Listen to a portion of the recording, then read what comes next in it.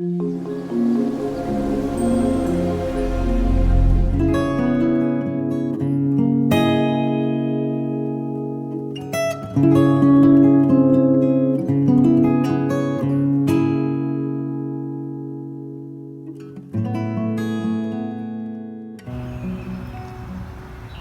morning and welcome to Dandelion Lessons, and I'm gonna just give you a little look at this brumous day here in Western New York. I love mornings like this.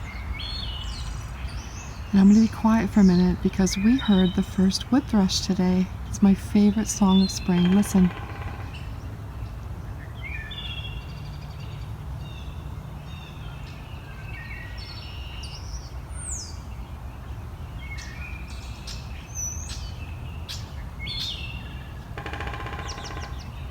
And a woodpecker.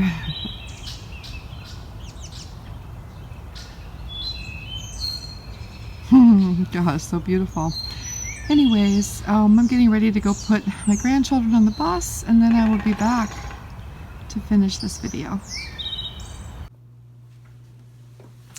Hello again. So I'm back, and today I wanted to share with you a book that I found at a library sale in the Adirondacks, and it was at the Keene Valley Library. And it's called The Prints and Drawings of Käthe Kollwitz. And Käthe Kollwitz is one of my favorite artists. I love the way she brings, well, I guess I should say, when I first discovered her works, I was just astounded at the emotion that she could capture with just graphite or charcoal or etchings. And it just sort of blew the top off my head, you know, and I'll show you a couple that are famous, but I love this.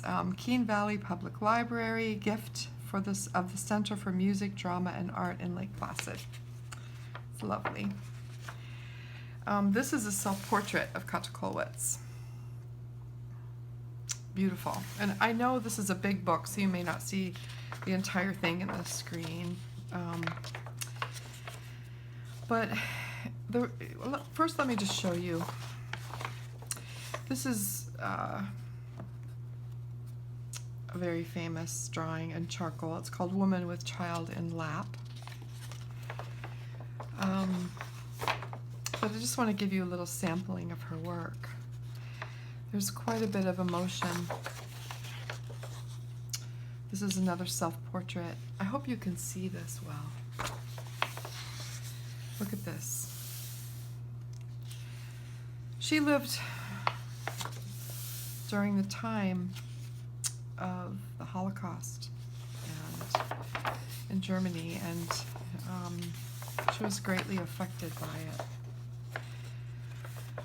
So anyways, this is her work. This is a happier drawing. Mary and Elizabeth. The story of Mary and Elizabeth. This one is called Death with Woman in Lap. They're hard, you know, they're hard to look at sometimes, but it's just a testament to the power of the line. She also did a lot to further the movement of the worker, especially the weavers. Yeah, look at this gorgeous, gorgeous rendering in charcoal. This is another self-portrait in 1938. She died in 1945, I believe.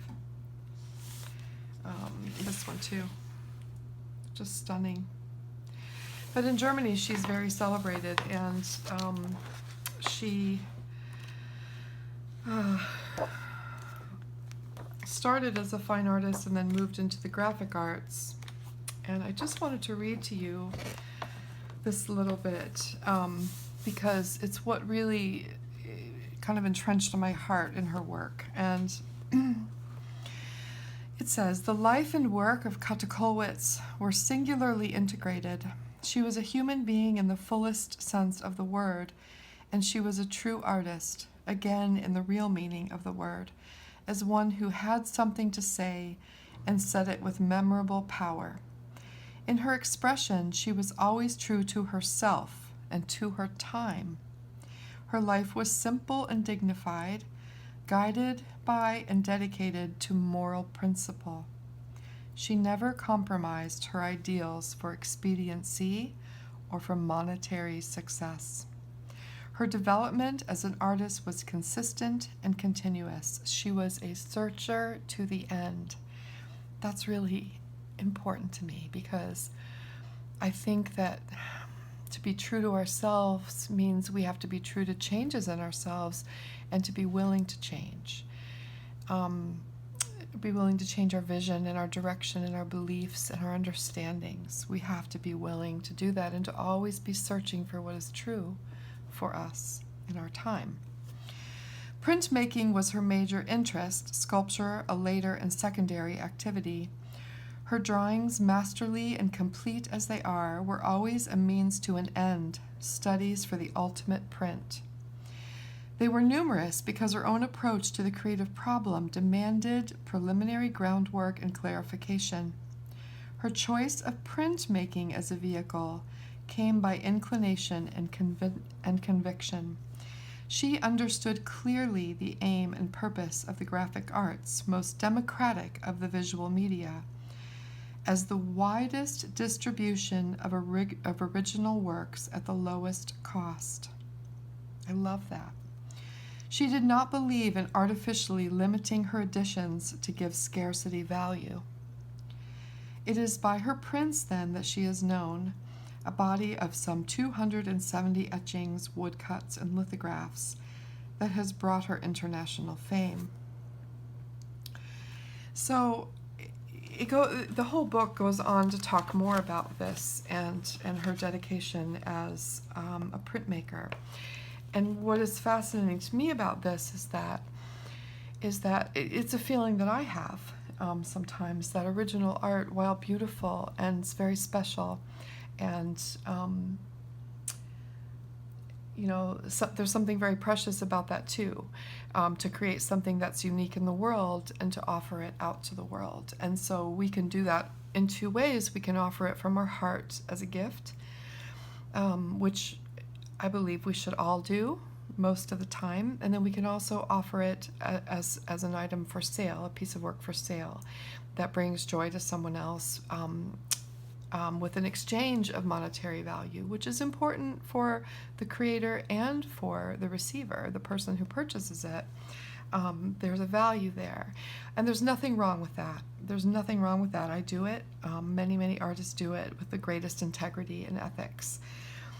But Kollwitz, while she began that way, especially in the time that she lived in, I believe that she felt that art was for everyone and that it shouldn't be above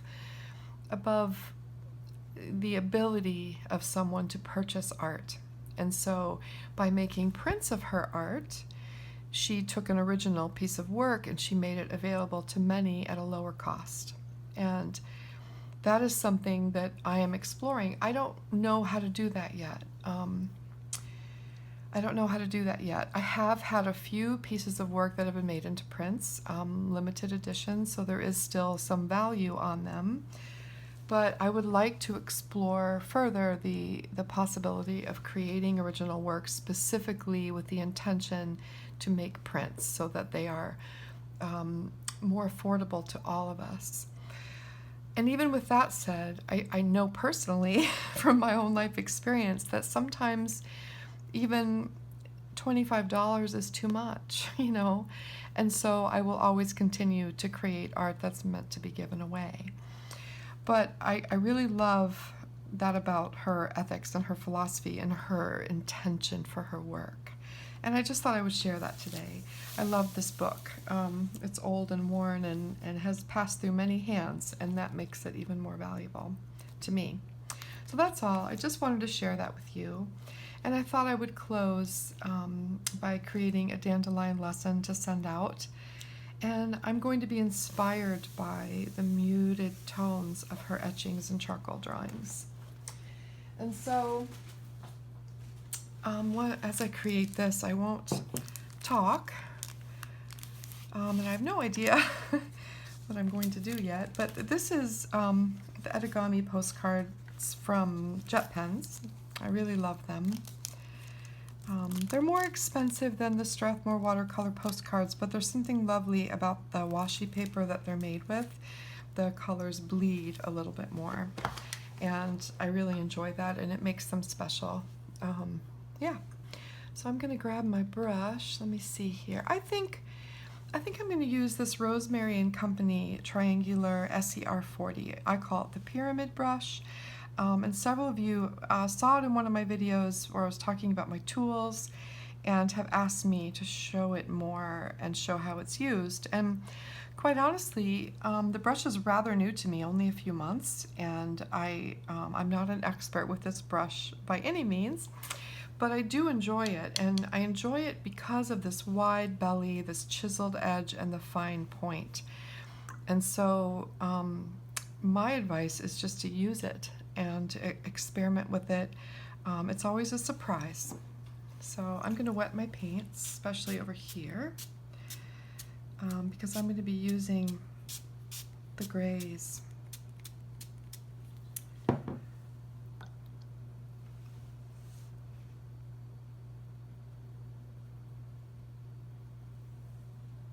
And I think I'll even wet my postcard today.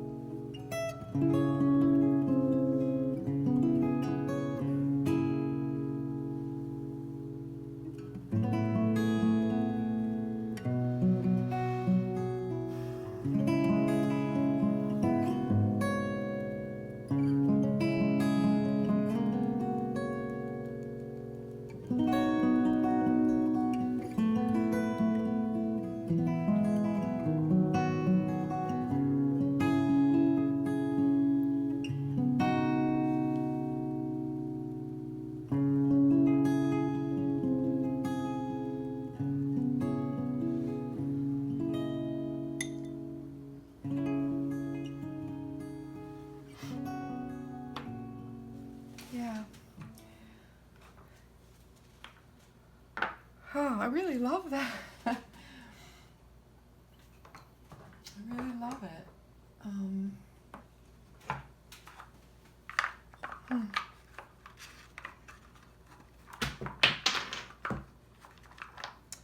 Can't get my stamp out today.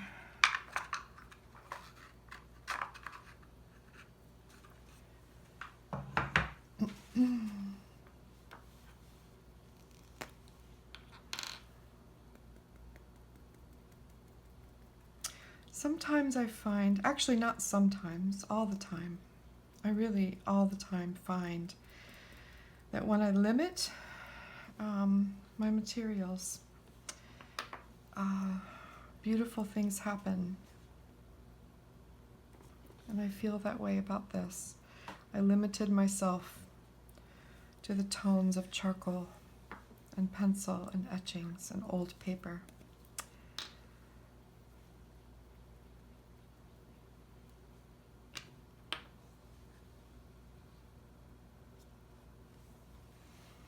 There.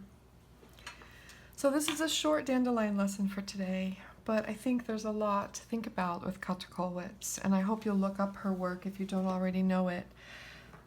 There's a very famous one, I want to say it's Woman with Dead Child. It's a terrible name, but I think you'll see it's one of the most powerful and evocative, emotional pieces of art I've ever experienced, so I hope you'll look that up. It's her most famous drawing, and I think if you just searched her name, Käthe Kollwitz, it would be the first image that came up, so I hope that you'll look for that. And I would like to send this dandelion lesson out to one of you, so please leave a comment, maybe after you've looked up Käthe Kollwitz, and just tell me what you think, and what you think about the ideas I've expressed here. And also maybe even your favorite bird song of spring. You heard my wood thrush. It's very special to me. I wait for it every year. I wait for it.